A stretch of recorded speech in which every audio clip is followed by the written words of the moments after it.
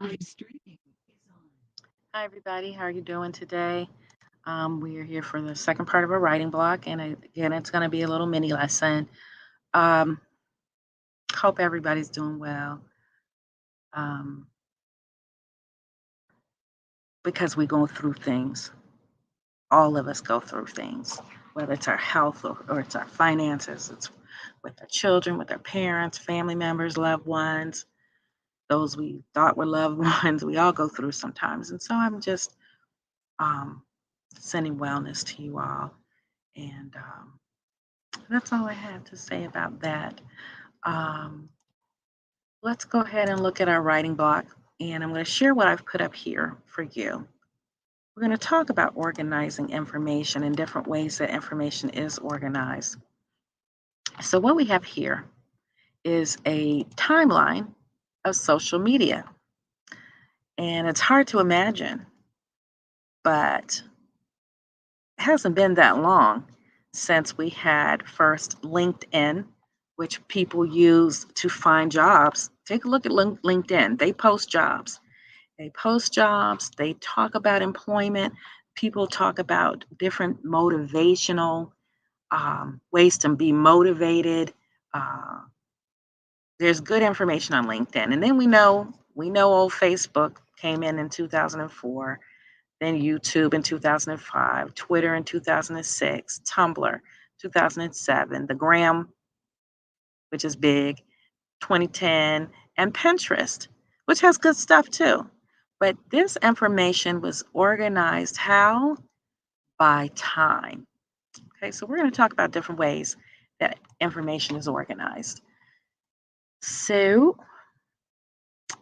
there is someone came up with something called the latch method, and I just think this is so cool. Um, it's just 5 ways to organize information. So what I want to do is take a look at this. So first, let's see. We got all these. I hate all these pop-ups. So what we have here, I don't know if you can see it. I wish I could make this bigger. Are foods. So we had Velveeta in 1927, Kraft Singles 1947, Tang. Some of y'all don't know about this stuff. Space ice cream, which was dried ice cream.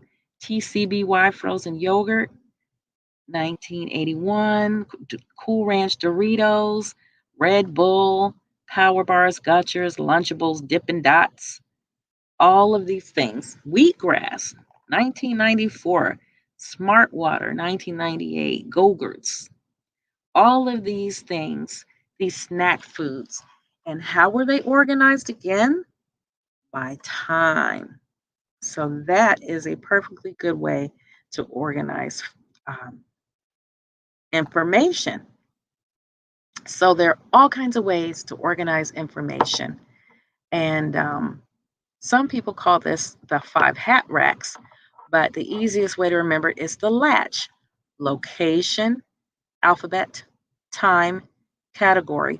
And they've got the word hierarchy, but I'm going to change that word to maybe relationship, because it's not always something is on the bottom, but it's how they're related.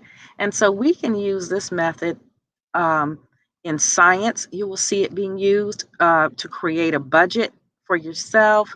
There are a few descriptions, and I just want you to take a peek at this. So look at this: urban rail systems. We are organizing information by showing an actual depiction of where this is in space. And so maps organized by location. If you've ever taken a look at the RTS schedule, you'll see something like this that shows you where it's going. Or you could be looking at a diagram of the human brain and where one thing is located in relation to another part of the brain. So organizing by location, it allows us to see, to visualize an area or a place. And this is an organization by location. of the heart. It's showing you the different parts of the heart and where they're located within this organ. So, location again. Now, and this is easy, we don't even think about it, how things are organized alphabetically. And this works well when you know the terms and topics you're looking for. Um, but if you say want to learn biology, but you don't know the names of the parts of a cell, that's not going to work. Um, that won't help you very well. But say you're looking for in a list of books, right? Have you ever been to the public library? You'll notice that the books are on the shelf in alphabetical order. So that's a way to organize information. Also, as we were just looking at, by time, it's a chronological pattern, like the history of inventions. We also looked at, what were we looking at? Uh, a timeline most recently in social studies, I believe. We look at timelines for a lot of events in human history on timelines. So that can tell you a different story by organizing by another method. So what we're looking here is when these things were invented. But if we wanted to know something else about them, a timeline might not work, right? That may not be the best way to organize the information. So this is a timeline of products. And now category.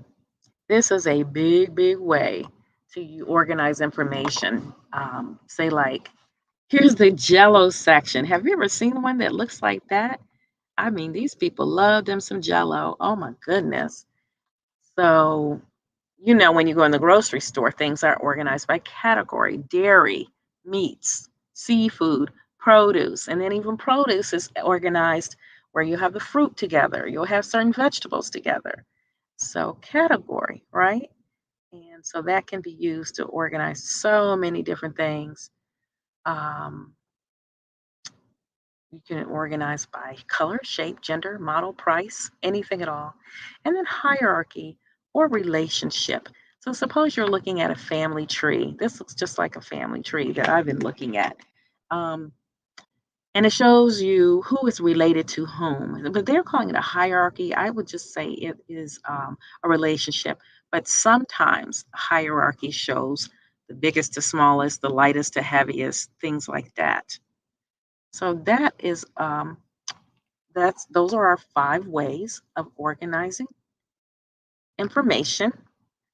And so now we have a little, as you know, oh my gosh, she's gonna give us a worksheet. This is about the sequence of time. Let me get this bad boy a little bigger. So, to what we want to do is to look at the sequence of events, which is the order in which they occur in a text.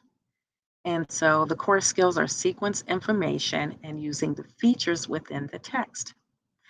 Sequence of time. To fully comprehend narrative passages and procedural texts, which you will see on your test, readers need to understand the order of events or steps, right? So when reading a passage, use transitions: next, following, first, right? To determine a sequence of events. So let's take a quick look. Picking a pair of athletic shoes used to be easy, right? With only a few brands and styles of shoes existed.